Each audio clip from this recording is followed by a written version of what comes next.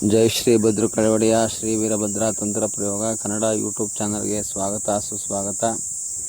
ವೀಕ್ಷಕರ, ಇಂದಿನ ಈ ವಿಡಿಯೋದಲ್ಲಿ ನಿಮಗೆ ತಿಳಿಸುತ್ತಿರುವ ಆನೆ ಕಪಾಲ.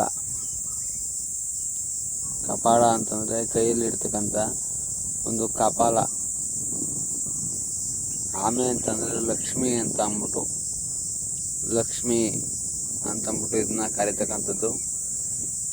ಇದರ ಒಂದು ಚಿಪ್ಪು, ಆನೆ ಚಿಪ್ಪು ಅಂತ ಅಂದ್ಬಿಟ್ಟು ನಾವು ಕರಿತಕ್ಕಂಥದ್ದು. ಆಯಿತಾ.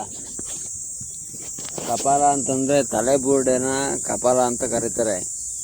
ಆದರೆ ಇದನ್ನು ಈ ಚಿಪ್ಪನ್ನ ಕಪಾಲ ಅಂತ ಕರೀತಾರೆ. ಇದು ಎರಡು ರೀತಿ ಇರ್ತದೆ. ಆಯಿತಾ. ಆನೆ ತಲೆಬುರುಡೆ ಅದೇ ಬೇರೆ, ಮತ್ತು ಆನೆ ಚಿಪ್ಪು ಅಂತ ಅಂತಾರಲ್ಲ ಇದೇ ಬೇರೆ. ಈ ಆನೆ ಚಿಪ್ಪು ಇದನ್ನು ನಾವೇನು ಕೊಂದಿದ್ದಲ್ಲ ಅಥವಾ ಇನ್ನೊಂದು ಮತ್ತೊಂದು ತೊಂದರೆ ಕೊಟ್ಟು ಅದನ್ನು ಸಾಯಿಸಿ ಅದನ್ನೇನೋ ಮಾಡಿರೋ ಅಂಥದ್ದಲ್ಲ. ಆಯಿತಾ. ನಾವು ಪ್ರಕೃತಿಗೆ ತೊಂದರೆ ಕೊಟ್ಟು ಏನೇನೋ ಸಾಧನೆ ಮಾಡೋಕ್ಕೆ ಹೋದರೆ ಎಲ್ಲ ಸಮಸ್ಯೆಗಳಾಗ್ತದೆ, ತೊಂದರೆಗಳು ಈಡಾಗ್ತಾರೆ. ಅದಕ್ಕೆ ಸಂಬಂಧಪಟ್ಟಿರ್ತಕ್ಕಂಥ ದೋಷಗಳಿಗೆ ಅವರು ಗುರಿ ಆಗ್ತಾರೆ. ನಾವು ಅಂಥವೆಲ್ಲ ಮಾಡೋಂಥದ್ದಲ್ಲ, ಮಾಡಬಾರ್ದು, ಮಾಡಕೂಡ್ದು, ಮಾಡೋಂಗಿಲ್ಲ. ಆಯಿತಾ. ನಾವು ಪ್ರಕೃತಿನ ಎಷ್ಟು ಆರಾಧನೆ ಮಾಡ್ತೀವೋ, ಪ್ರಕೃತಿನ ನಾವೆಷ್ಟು ಉಳಿಸ್ಕೊತೀವೋ ಅಷ್ಟು ನಮಗೆ ಉಪಯೋಗ ಐತೆ. ನೀವು ಅದೆಲ್ಲ ಬಿಟ್ಬಿಟ್ಟು ಇಲ್ಲೇನೋ ಯೂಟ್ಯೂಬಲ್ಲಿ ನೋಡಿವಿ, ಅದೇನೋ ಮಾಡಿಬಿಡೋಣ, ಅದೇನೋ ಸಾಯಿಸ್ಬಿಡೋಣ, ಅದನ್ನ ತೆಗೆದುಬಿಡೋಣ, ಹಂಗೆ ಮಾಡೋಣ ಹಿಂಗೆ ಮಾಡೋಣ, ಆ ಥರದ್ದೆಲ್ಲ ಮಾಡೋಂಗಿಲ್ಲ. ಇಲ್ಲಿ ಯಾರೋ ಕೆಲವೊಬ್ಬರು ದುಷ್ಕರ್ಮಿಗಳು ಯಾರೋ ಅಂತ ನನಗೂ ಗೊತ್ತಿಲ್ಲ, ಏನು ಎತ್ತ ಅಂತ ಅಂದ್ಬಿಟ್ಟು ನನಗೂ ಗೊತ್ತಿಲ್ಲ. ಇದನ್ನೆಲ್ಲ ಬೇಯಿಸಿ ಅದನ್ನ ಸುಟ್ಟು ಅದನ್ನು ತಿಂದು ಅದನ್ನ ಬಿಸಾಕಿ ಹೋಗಿದ್ರು. ಇದು ತಪ್ಪು ಅಂತ ಅನ್ನಿಸ್ತು ನನಗೂ. ಆದರೆ ಅದು ಹಂಗೆಲ್ಲ ಮಾಡಬಾರ್ದು, ಅದು ತಪ್ಪಾಗ್ತದೆ. ನೀರೊಳಗಿರೋಂಥ ಜಲಚರಗಳು ಭಾರಿ ಕೆಲಸ ಮಾಡ್ತದೆ. ನೀರೊಳಗಿರೋಂಥ ಜಲಚರಗಳು ತುಂಬ ದೊಡ್ಡ ಮಟ್ಟದಲ್ಲಿ ಕೆಲಸ ಮಾಡ್ತದೆ. ಅಂಥ ಜಲಚರಗಳನ್ನು ಕೊಂದು ಅದನ್ನ ತಿಂದು ಅದನ್ನ ಅರಗಿಸ್ಕೊಳ್ಳೋದಾದರೂ ಹೆಂಗೆ? ಆ ಥರದ್ದೆಲ್ಲ ಮಾಡಬಾರ್ದು.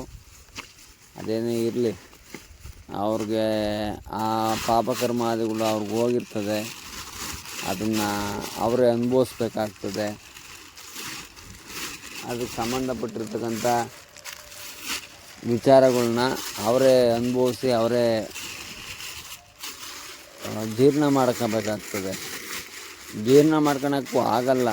ಯಾಕೆ ಆಗಲ್ಲ ಅಂತಂದರೆ, ಪ್ರಕೃತಿ ಅಂತಂದರೆ ಅದೊಂದು ತಾಯಿ ಮಡಿಲು ಇದ್ದಂಗೆ. ಇವಾಗ ತಾಯಿ ಹತ್ರ ಹಾಲು ಕುಡ್ದಿರ್ತೀರ, ತಾಯಿ ನಿಮ್ಮನ್ನು ಸಾಕಿರ್ತಾರೆ.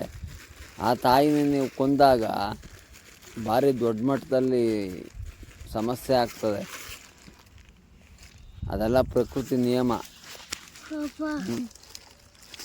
ನಮ್ಮನ್ನು ಯಾರು ಸಾಕಿರ್ತಾರೋ ಅವ್ರನ್ನೇ ನಾವು ಕೊಲೆ ಮಾಡಿ, ಅವ್ರನ್ನ ಚಿತ್ರಹಿಂಸೆ ಕೊಟ್ಟು ಅವ್ರನ್ನೇ ನಾವು ತಗೊಂಡೋಗಿ ಮಣ್ಣಲ್ಲಿ ಮುಚ್ಚಿದಾಗ ಆಗೋಂಥ ನೋವು ಬೇರೊಂದಿಲ್ಲ.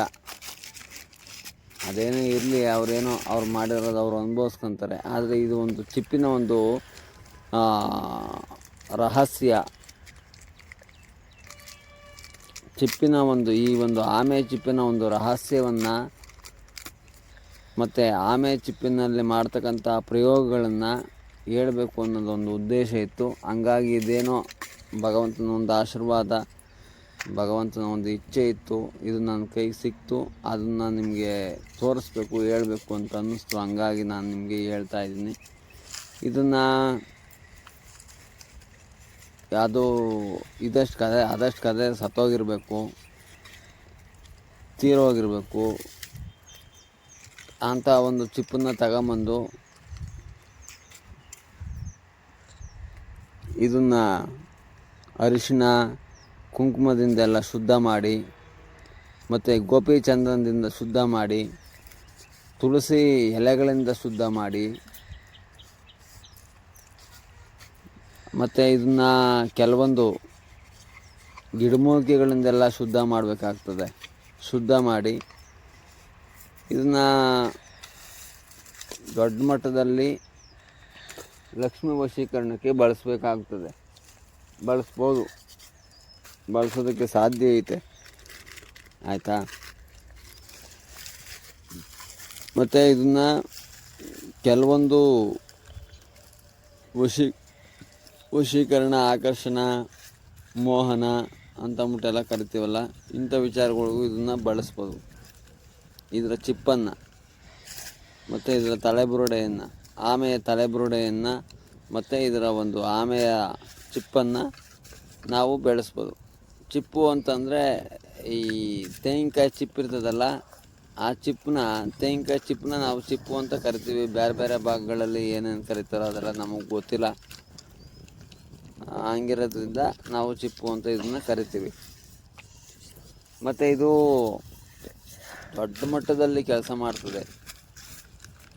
ಆಮೇಲೆ ಇನ್ನೊಂದು ಈ ವಿಚಾರಕ್ಕೆ ಸಂಬಂಧಪಟ್ಟಂಗೆ ಕೆಲವೊಬ್ಬರು ಈ ಆಮೆಗಳನ್ನು ಪಾಟ್ಗಳಲ್ಲಿ, ಮನೆಯ ಮುಂಭಾಗದಲ್ಲಿ, ದೇವಮೂಲೆ, ಕುಬೇರ ಮೂಲೆ ಇಂಥ ಜಾಗಗಳಲ್ಲೆಲ್ಲ ಅದನ್ನ ಸಾಕೋದಕ್ಕೆ ಮಾಡ್ತಾ ಇದ್ದಾರೆ.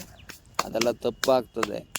ಪ್ರಕೃತಿಯಲ್ಲಿ ಯಾವ್ಯಾವ ಪ್ರಾಣಿ ಪಕ್ಷಿ ಏನಿರಬೇಕೋ ಅದೇ ಇರಬೇಕು, ಆಯಿತಾ. ಕಾಡಲ್ಲಿರೋಂಥ ಪ್ರಾಣಿಗಳ್ನ ನಾಡಿಗೆ ಕರ್ಕೊಂಬಂದ್ಬಿಟ್ಟು ಇಲ್ಲಿ ಸಾಕಿ ಅದಕ್ಕೇನೋ ಊಟ ಹಾಕಿ ಅದನ್ನೇನೋ ಮಾಡ್ತೀವಿ ಅಂತಂದರೆ ಅದೆಲ್ಲ ನಡೆಯಲ್ಲ. ಅದು ಅಕಸ್ಮಾತ್ ಸತ್ತೋಗೋದು, ಅದಕ್ಕೆ ಹಿಂಸೆ ಆಗೋದು, ಹಾರಾಡ್ಕೊಂಡಿರೋಂಥ ಪಕ್ಷಿನ ಪಂಜರದೊಳಗಡೆ ಹಾಕಿದ್ರೆ ಹೆಂಗಾಗ್ತದೆ? ಅದೆಲ್ಲ ತಪ್ಪಾಗ್ತದೆ. ಯಾವ್ಯಾವ ಪ್ರಾಣಿ ಪಕ್ಷಿಗಳ್ನ ಇವರೆಲ್ಲ ಕೆಲವೊಬ್ಬರೆಲ್ಲ ಹೇಳ್ತಾರೆ, ಅದೆಲ್ಲ ತಪ್ಪು. ಈ ಜ್ಯೋತಿಷ್ಯ ಹೇಳೋರು ಅವ್ರಿಗೆ ಇನ್ನೇನು ಮಾಡೋಕ್ಕೆ ಕೆಲಸ ಇರಲ್ಲ, ಸುಮ್ಮನೆ ಏನೇನೋ ಹೇಳ್ತಾರೆ. ಆಮೆ ಸಾಕ್ರಿ, ಮೊಲಗಳು ಸಾಕ್ರಿ, ಇದನ್ನು ಮೀನುಗಳು ಸಾಕ್ರಿ, ಅವೆಲ್ಲ ಏನು ಸಾಕ್ಬಿಟ್ಟು ಏನಾಗ್ತದೆ? ಪ್ರಕೃತಿ ಒಳಗಿರೋಂಥವು ಪ್ರಕೃತಿ ಒಳಗೆ ಇರಬೇಕು. ನಮಗೇನು ಕೆಲಸ ಅಂತಂದರೆ ಪ್ರಕೃತಿ ಒಳಗಿರೋಂಥ ಪ್ರಾಣಿ ಪಕ್ಷಿ ಗಿಡಗಳ್ನ ಮರಗಳ್ನ ನೋಡೋಂಥ ಕೆಲಸ ಅಷ್ಟೇ ನಮ್ಮದು. ಇವನ್ ತಾಮಂದೆಲ್ಲ ಇಲ್ಲಿ ಸಾಕಿ ಅವನ್ನೆಲ್ಲ ಹಿಂಸೆ ಮಾಡಿ ಅವಕ್ಕೆಲ್ಲ ತೊಂದರೆ ಕೊಟ್ಟು ಅದಕ್ಕೇನೋ ಹಿಂಸೆ, ಅದೆಲ್ಲ ದೊಡ್ಡ ಮಟ್ಟದಲ್ಲಿ ಐತೆ. ಹಂಗೆಲ್ಲ ಮಾಡಬಾರ್ದು, ಅದೆಲ್ಲ ತಪ್ಪಾಗ್ತದೆ. ದಯಮಾಡಿ ಇಂಥ ವಿಚಾರಗಳಿಗೆ ಕೈ ಹಾಕಬೇಡಿ, ಇಂಥವಕ್ಕೆಲ್ಲ ಹೋಗಬೇಡಿ. ನೀವು ಆಮೆ ಸಾಕೋದ್ರಿಂದ, ಏನೋ ಮೊಲ ಸಾಕೋದ್ರಿಂದ, ಅಥವಾ ಇದೇನೋ ಮೀನು ಇಂಥವೆಲ್ಲ ಸಾಕೋದ್ರಿಂದ ನೀವೇನು ದೊಡ್ಡ ಸಾಹುಕಾರಗಳಾಗಿ ನೀವೇನು ಕೋಟ್ಯಾಂತರ ರೂಪಾಯಿ ಸಂಪಾದನೆ ಮಾಡಲ್ಲ, ಆಯಿತಾ. ಅವೆಲ್ಲ ಏನೂ ಬೇಡ. ದಯಮಾಡಿ ಇದನ್ನೆಲ್ಲ ಇಲ್ಲಿಗೆ ನಿಲ್ಲಿಸ್ಬಿಡಿ. ನನ್ನ ವಿಡಿಯೋ ನೋಡಿದ್ರು ದಯಮಾಡಿ ನಿಲ್ಲಿಸಿ. ಬೇಡ, ಇದ್ರೊಳಗೆ ಏನೂ ಸಿಗಲ್ಲ. ಪ್ರಕೃತಿ ಒಳಗಿರೋಂಥದ್ದನ್ನ ಪ್ರಕೃತಿಗೆ ಬಿಟ್ಬಿಡಿ. ಎಲ್ಲಾದರೂ ಹೋಗ್ತೀರಾ, ಕೆರೆ ಬಾವಿ ಇನ್ನೊಂದು ಮತ್ತೊಂದು ಎಲ್ಲೋ ಒಂದು ಕಡೆ ಹೋಗ್ತೀರಾ, ಕಣ್ಣಲ್ಲಿ ನೋಡಿ ಖುಷಿ ಪಡಿ ಅಷ್ಟೇ. ಅದನ್ನ ತಗೊಂಬಂದು ಮನೆಗೆ ಇಟ್ಕೊಳಕ್ಕೆ ಹೋಗ್ಬೇಡಿ. ಯಾವುದು ಎಲ್ಲೈತೋ ಅಲ್ಲೇ ಇರಬೇಕು, ಆಯಿತಾ. 1,00,000 ರೂಪಾಯಿ ಚಪ್ಪಲಿ ತಗೊಂಬಂದಿದ್ದೀನಿ ಅಂತಂದ್ಬಿಟ್ಟು ತಗೊಂಡು ದೇವ್ರ ಮನೆಗೆ ಇಡೋಕ್ಕಾಗುತ್ತಾ? ಆಗಲ್ಲ. ಹಾಗೇ ಇದನ್ನು ದಯಮಾಡಿ ಇದೆಲ್ಲ ಇದು ಮಾಡಿಬಿಡಿ. ಧನ್ಯವಾದಗಳು. ಜೈ ಶ್ರೀ ಭದ್ರಕಾಳಿ. ಓಂ ನಮೋ ವೀರಭದ್ರಾಯ. ಅತ್ಯಂತ ದಯಾಳುವೆ. ಇದಕ್ಕೆ ಸಂಬಂಧಪಟ್ಟಿರ್ತಕ್ಕಂಥ ವಿಚಾರಗಳನ್ನ ಮುಂದಿನ ವೀಡಿಯೋದಲ್ಲಿ ನಾನು ತಿಳಿಸ್ಕೊಡ್ತೀನಿ.